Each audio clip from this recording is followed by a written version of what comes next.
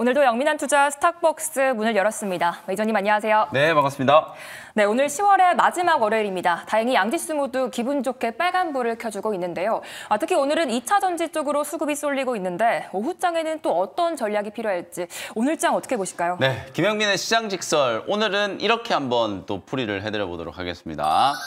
합창을 기다리며 갑자기 무슨 합창이냐 이런 생각을 하실지 모르겠는데 오늘 일단 양시장이 다 기분 좋게 이제 반등은 하고 있어요. 다만 미국 증시가 지금 7주 연속으로 이제 상승 랠리를 펼쳤던 거에 비하면 우리 국내 증시가 특히 지난 2주 동안에 너무 좀 지지부진한 움직임을 보였잖아요. 네. 그러다 보니까 오늘 반등이 좀 들어와도 뭔가 좀 시원시원하게 급등을 한다 이런 느낌이 좀 들진 않아요.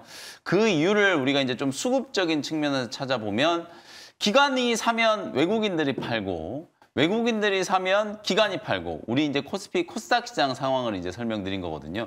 오늘 우리 코스피 시장은 기관들이 적극적으로 저가 매수를 하고 있습니다만 외국인들이 아직 주저주저 하고 있고요. 코스닥은 외국인들이 1,000억 원이 넘게 오전장에 코스닥 시장에 적극적으로 이제 배팅을 하고 있는데 여전히 우리 주요 기관들은 매도를 좀 하고 있다. 수급이 이렇게 좀 엇갈리다 보니까 아무래도 우리 투자자분들의 입장에서 봤을 때 내가 들고 있는 종목이 좀 시원시원하게 상승한다라는 느낌을 받지는 못할 것 같고요. 그래서 과연 이제 이런 엇갈린 수급이 이제 언제 해소가 될 거냐. 지난주에도 제가 말씀드렸다시피 당분간은 이제 또 환율 예의주시할 수밖에 없다. 이런 말씀 드렸잖아요. 오늘도 원달러 환율이 지금 1,388원, 뭐 87원 이 사이에서 지금 움직이고 있는데 달러가 좀 약해질 수 있는 요인은 분명히 좀 있었어요. 주말 동안에 이스라엘이 이란을 이제 공격을 했는데도 불구하고 오히려 시장의 분위기는 주말 지나고 나서 이미 뭐 예고됐던 수순대로 이제 보복 공격을 진행을 한 거고 특히 핵시설이나 정유시설에 공격을 하지 않았다라는 어떤 안도감 때문에 국제유가가 급락을 하고 있기 때문에 환율이 조금 오늘 원달러 환율이 좀 떨어질 수도 있지 않을까 이렇게 이제 생각을 좀 했었는데 이웃나라 일본이 이제 총선에서 자민당이 또 과반 차지를 못하다 보니까 총리가 또 바뀔 수도 있다 이런 이제 우려가 또 생기고 있어요. 그러면서 오히려 엔화가 약세가 돼버리니까 오히려 이건 또 원달러 환율의 상승 요소로 작용을 하고 있거든요. 여전히 우리 국내 증시는 이 매크로 이슈에 조금 휘둘리면서 환율이 아직도 절대적인 수준에 좀 높은 위치에 놓여 있다 보니까 시장이 아주 강한 상승을 하지는 못하고 있다. 다만 뭐 오늘 기술적인 반등을 평가절하할 필요는 없을 것 같고요. 지난주에 이제 부진을 털고 이번 주에는 또 반등 흐름이 좀 나타날 수 있는 단초를 오늘부터 좀 찾을 수 있겠다. 이런 이제 작은 기대감을 한번 가져보도록 하겠습니다. 네, 오늘의 시장 직설로 합창을 기다리며라고 하셨습니다. 시장이 언제쯤 랠리를 보여줄지 기다려지는데요. 그렇다면 오늘은 또 어떤 종목으로 수급이 들어오고 있는지 오늘의 수급 특징주 들어보도록 할게요. 네, 오전장 수급 특징주는 뭐 단연 이 종목 아마 삼성전자를 또 예상하신 분들도 많으실 텐데 오늘 삼성전자가 3%가 넘게 이제 지금 현재 구간에서 반등을 좀 하고 있는데 그래도 제가 보기에는 오전장 특징주는 LNF일 것 같아요. 왜냐하면 지난주에 미국 증시를 달궜던 가장 핫한 종목이 바로 테슬라였잖아요. 네. 근데 테슬라가 상승했는데도 불구하고 우리 국내 증시 전기차, 2차 전지 소재 배터리 기업들이 너무 좀 부진했었기 때문에 언제 가나 하시고 이제 고민을 좀 하셨던 분들은 드디어 이제 오늘 가는구나. 야, 테슬라가 이제 13개월 만에 또 최고치를 넘어가고 이틀째 막 급등세가 나타났다. 이러니까 이제 결국엔 또 2차 전지 소재 종목들도 키 맞추기 차원에서 LNF를 중심으로 굉장히 좀 강하게 상승을 하고 있다라고 보시면 될 것 같고요. 저는 오늘 장 끝날 때까지 어쨌든 LNF 정도는 아주 강한 수급이 유지가 좀 될 수 있을 거라고 보여지거든요. 왜냐하면 또 가장 최근에 테슬라의 또 직접적인 수혜주로 많이 언급됐던 기업이고 테슬라 향 수주가 최근에 강하게 좀 늘어나고 있는 기업이기 때문에 적어도 LNF는 뭐 오늘 지수 상황과 상관없이 장 후반까지 좀 강한 수급이 이어질 수 있지 않을까 이런 기대를 한번 해보도록 하고요. 그다음에 이제 오후장 수급 특징주 한번 살펴보도록 하겠습니다. 오늘 오후장 수급 특징주는 3,000당 제약을 한번 꼽아봤는데요. 제약바이오 종목들 다 지지부진하죠. 네. 근데 오늘은 또 3,000당 제약만 홀로 강하게 한 6%, 7% 정도 지금 상승세가 만들어지고 있다라고 보시면 될 것 같은데 비만 치료제 관련된 종목들이 지금 펩트론도 사상 최고가 랠리를 한번 펼쳤었고요. 그다음에 D&D 파마텍도 아주 강하게 급등을 하면서 최근에 거의 최고가 근처까지 한번 상승을 했고요. 삼천당 제약만 또 비만 치료제 관련된 수혜를 좀 못 받고 주가가 좀 무너져 있었는데 오늘 오후장에 이제 키워드는 낙폭가 될 것 같아요. 결국 오전장도 방금 제가 LNF 말씀드렸습니다만 LNF를 중심으로 한 2차전지 소재 기업들 그리고 삼성전자가 반등을 하다 보니까 오늘 레거시 장비 기업들 이런 기업들이 올라오고 있거든요. 그러니까 많이 빠졌고 시장에서 한동안 좀 소외됐던 낙폭 과대 종목들이 이제 반등한다라는 측면에서 제약바이오 업종이 전체적으로 좀 쉬고 있습니다만 삼천당 제약은 다른 제약바이오 종목들이 강하게 랠리를 펼칠 때 못 올랐었기 때문에 오늘은 오히려 강한 상승세가 이제 만들어지고 있다. 키 맞추기 차원일 수도 있고 낙폭 과대에 따른 이제 반발 매수일 수도 있습니다만 어쨌든 삼천당 제약이 적어도 13만 원대 이제 저점을 유지를 하면서 탄력적인 이제 반등이 좀 들어오고 있고 다른 제약바이오 종목들도 저는 환율이 이제 하락 조정이 조금 들어오면 결국 단기 차익 매물들을 이제 소화하고 10년물 국채 금리가 4.2% 거의 뭐 4.3%까지 올랐었죠. 그리고 이제 달러가 굉장히 좀 강했었잖아요. 이제 그런 이슈들을 제약바이오 종목들이 이제 빨아들이면서 차익 매물이 이제 조금 많이 출회가 좀 됐었는데 단기 조정에 이제 끝자락이 오고 있다라는 걸 또 삼천당 제약 주가 흐름에서 좀 볼 수 있을 것 같거든요. 그래서 오늘 내일 중에 단기 저점이 만들어지면 제약바이오 종목들도 다시 한번 또 공략할 수 있는 포인트가 만들어질 수 있지 않겠는가. 그래서 삼천당 제약 오늘 오후장에 특히나 또 외국인들의 매수세가 강하게 좀 유입될 수 있을지 잘 좀 체크를 하시면서 주가 동향을 한번 살펴보시면 제약바이오 업종도 전체적으로 수급 심리가 살아나는지도 한번 확인을 하실 수 있지 않을까 이렇게 말씀 좀 드려보겠습니다. 네, 오늘의 수급 특징주 낙폭 과대 종목으로 삼천당 제약까지 잘 들어봤습니다. 오늘도 10월의 마지막 월요일을 맞아서 퀴즈 이벤트를 준비해봤는데요.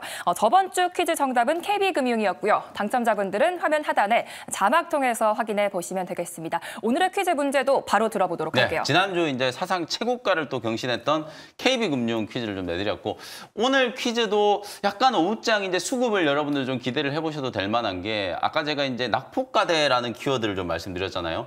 오후장에도 보면 이제 낙폭과대 업종 중에 로봇 업종이 반등을 좀 하고 있는데 우리가 로봇 대장주 하면 딱 떠오르는 종목이 이제 몇 종목 있으실 거예요. 두산그룹이 지난주에 사업구조 개편에 대한 부분들을 다시 한번 이제 천명을 하면서 이걸 재추진하겠다라는 얘기를 했거든요. 두산 바켓을 흡수 합병하게 될 요 기업 두산그룹에 속해 있는 협동 로봇을 하는 사업을 하는 기업이라고 생각하시면 뭐 누구나 다 아실 수 있지 않을까라는 생각이 좀 드는데요. 요 기업의 이름과 오늘 생방송 화면 인증샷 함께 보내주시면 추첨을 통해서 정답자분들께 커피 쿠폰 선물해드리도록 하고요.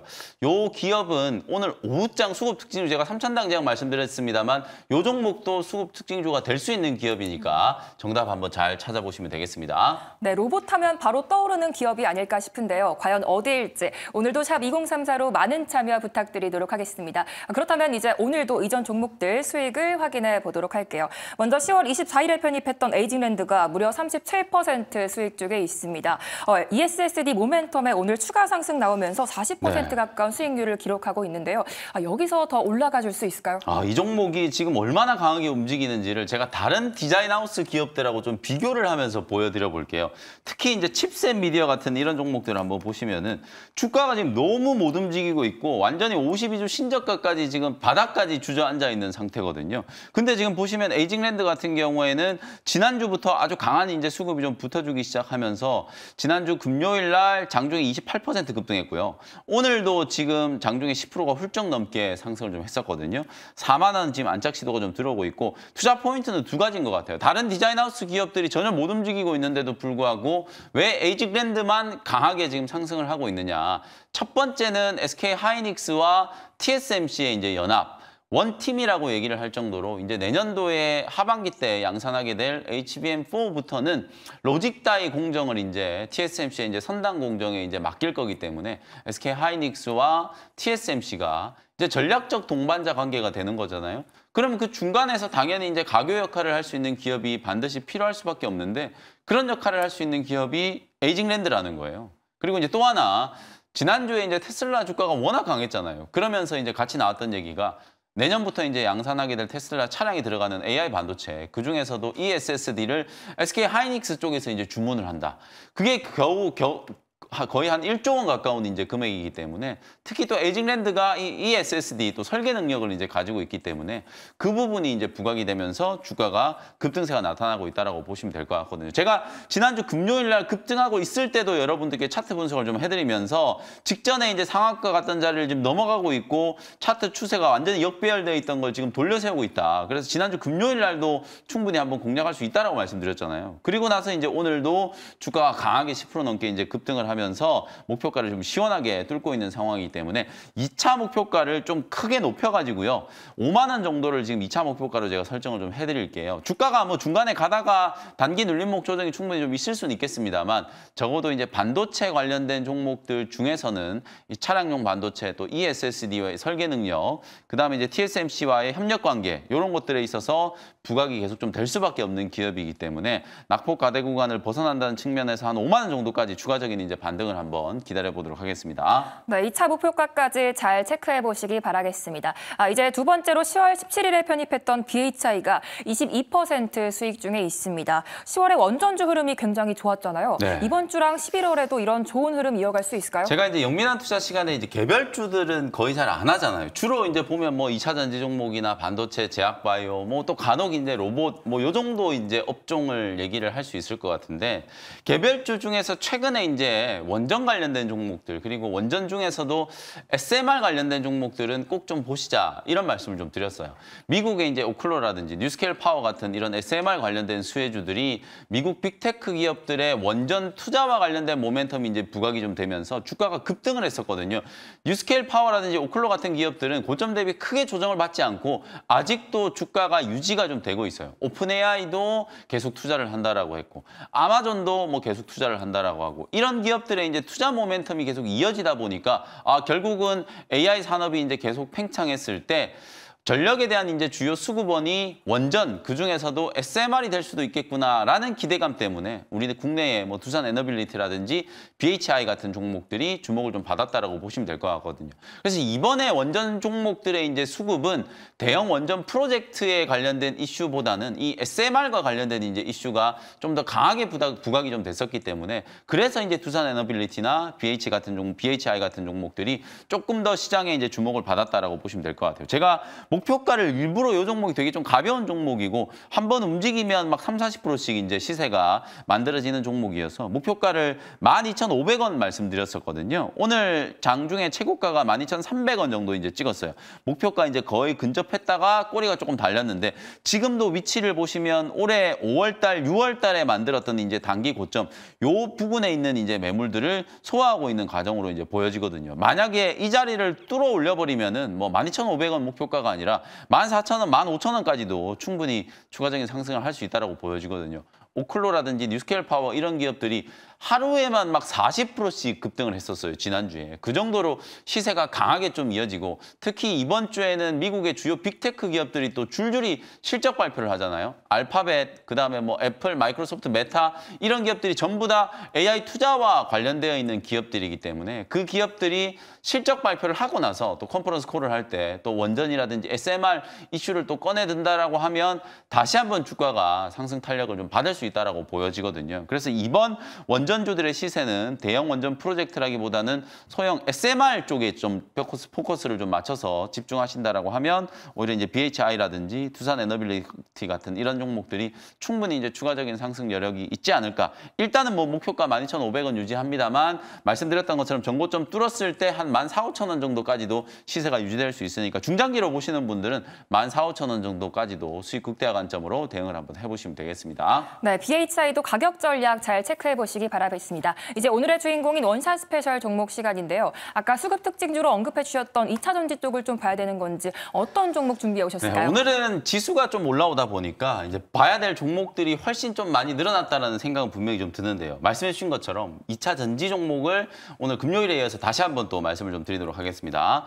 39,550원의 에코앤드림이라는 종목을 소개를 좀 해드리도록 할게요. 2차 전지 소재 종목들 중에서도 지금 가장 좀 강하게 시세가 붙은 종목이 LNF, 테슬라향 뭐 직접적인 수혜가 예상되는 양극재, 그다음에 양극재 전구체를 만드는 기업으로 에코프로 머티라는 기업이 있어요. 네. 근데 에코프로 머티보다 이제 사이즈는 좀 작지만 양극재 전구체 이제 양산 캐파가 확보되어 있는 기업 중에 하나가 지금 말씀드리는 에코앤드림이라고 보시면 될 것 같아요.